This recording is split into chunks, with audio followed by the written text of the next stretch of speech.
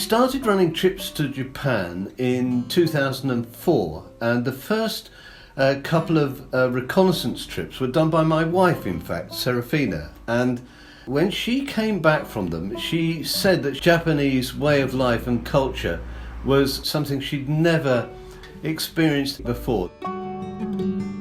In those early years, we ran trekking holidays on the Pilgrim Trails, the Kumano-Kodo Trail and the Nakasendo Trail, and also into the Japanese Alps. We thought perhaps that trekking in the Japanese Alps would be a bit like trekking in the European Alps. They weren't quite so successful, but the pilgrimage trips and the cultural tour has been very popular indeed.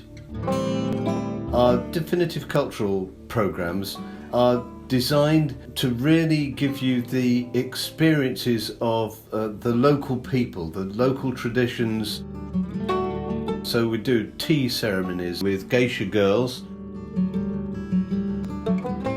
sumo wrestling. We go to a training session for sumo wrestlers. So you actually see the skills that they have to have in order to do this very strange wrestling that is quite unique in the world. We go on a cruise boat up the lake that sits in front of Mount Fuji, so that you get really beautiful views of Mount Fuji from the lake. We have a morning prayer session with a local priest, some lovely scenery including the Japanese Alps, ryokans and minshukus, which are family-run inns or little guest houses, and they're all hand-picked by us, and it's a real experience of Japanese hospitality. This trip is 16 days London to London, starts in flashy Tokyo and proceeds to post towns on old pilgrim trails, UNESCO World Heritage Sites.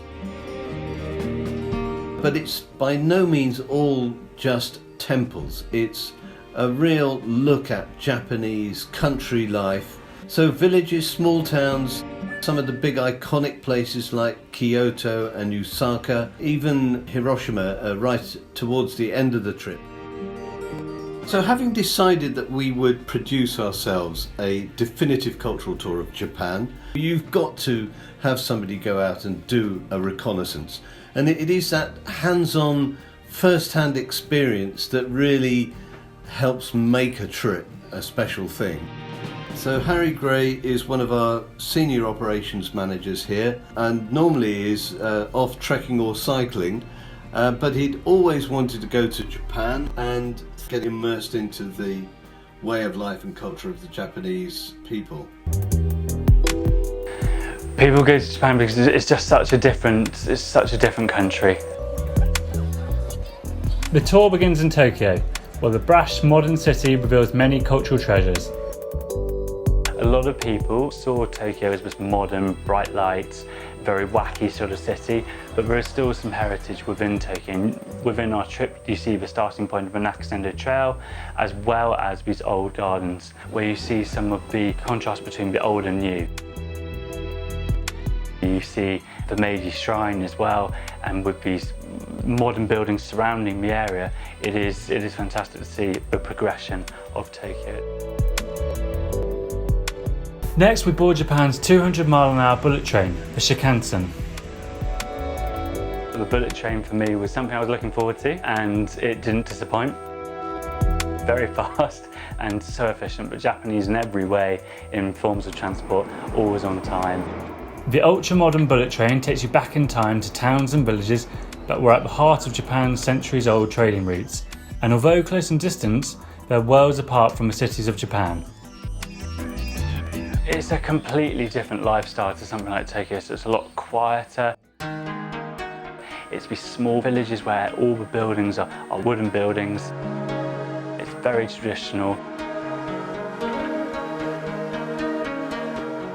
That's where you'll be staying in the minshukus and these small little guest houses where you're staying on futon beds. The first thing to always note is to take your shoes off when you're going into your room in the minshukus, so no shoes on the tatami mats. You have very detailed sort of feasts or banquets each night. You get many little dishes of foods, and whether it be raw fish such as tuna or salmon. You also get little pickled fruits with your meal, and a range of different tofus. A lot of the foods is cooked bare in front of you. And it's this fantastic array of different eats which you can pick and choose from. And the Japanese are very hospitable. Abuse was home to the famous artist Hokusai. We visit the local gallery to see some of his fabulous artworks. Before taking you to one of the country's oldest sake breweries to try some of Japan's national beverage. High in the nearby mountain resort of Yudinaka, the Alpine Onsens, or hot springs, are home to Japan's famous snow monkeys. The snow monkeys, very quirky little things, some cuter than others. And the hot springs, again, an interesting experience. It's a great way to relax at the end of the day. So when you get into your accommodation, you get changed into your yukata, so very similar to a kimono. And you head down to the onsens, and then you get the ultimate relaxation of sitting there in the hot baths before heading to your meal at the end of each day.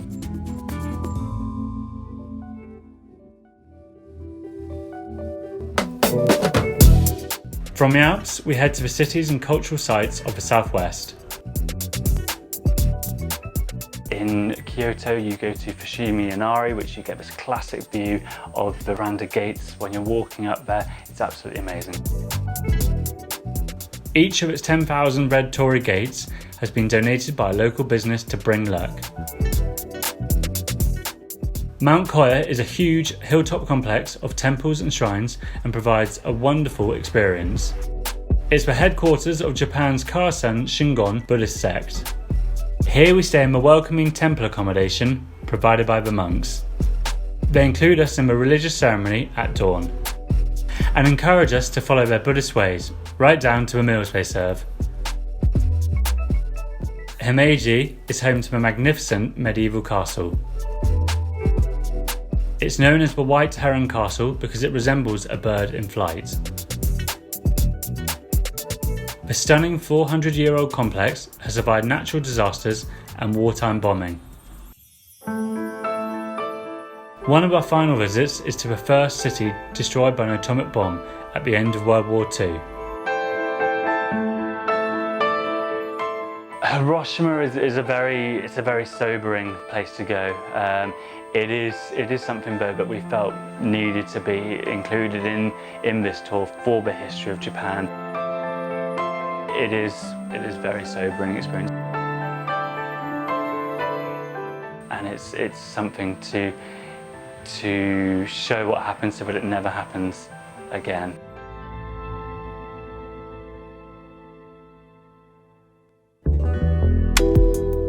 Finally, we head to the bright lights of Osaka, Japan's foodie capital, with lots of places to try some amazing food before flying home. There are many highlights, and one which really stuck out to me is just the hospitality of the Japanese and how wonderful they really are.